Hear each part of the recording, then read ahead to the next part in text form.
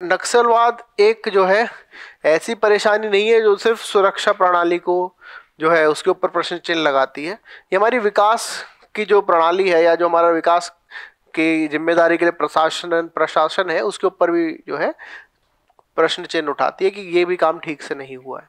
और इस सब परेशानी को अगर हम आप समझे ये सिर्फ सुरक्षा के तौर पे तो उसको हम नहीं देख सकते, हमें पूरा इसमें दिमाग लगाना पड़ेगा कि क्या क्या क्या क्या कर सकते हैं।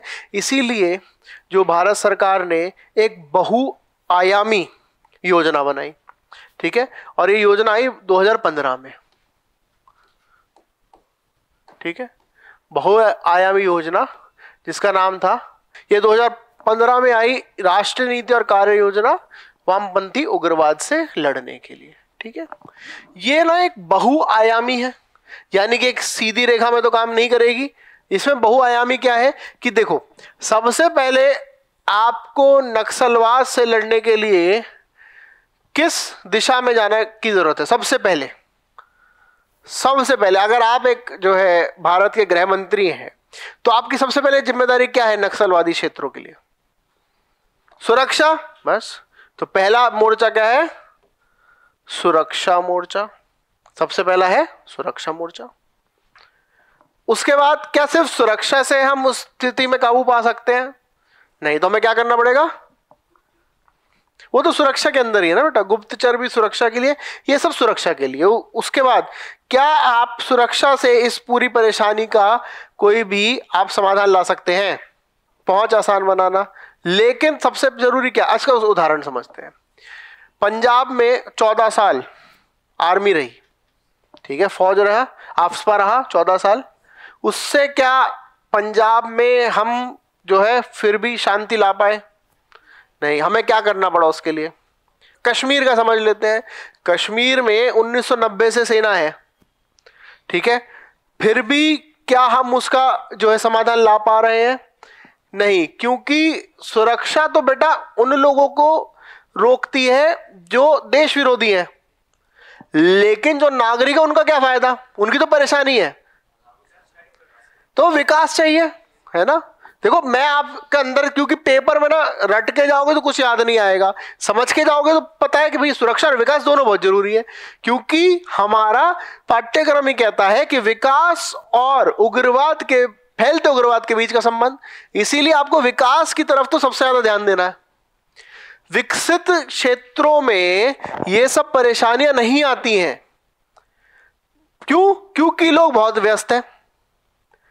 अब आप समझिए, अगर हम अपने क्लास में आ रहे हैं और रास्ते में कोई जो है आपस में दो लोग लड़ भी रहे हैं, ठीक है, और क्लास का टाइम भी हो रहा है कि अरे 10:55 हो गए, लड़ाई भी बहुत इंटरेस्टिंग चल रही है, तो आप क्या करो? क्लास छोड़ोगे कि लड़ाई छोड़ोगे?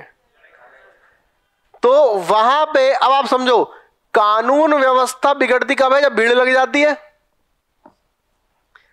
उससे क्या होगा? ट्रैफिक जाम भी हो जाएगा, बड़ी परेशानी हो सकती है। लेकिन सब लोगों को पता है भैया 5 मिनट लेट हो गए तो ट्रेन छूट जाएगी, 5 मिनट लेट हो गए तो सैलरी कट जाएगी, तो अपना काम पे जाएंगे।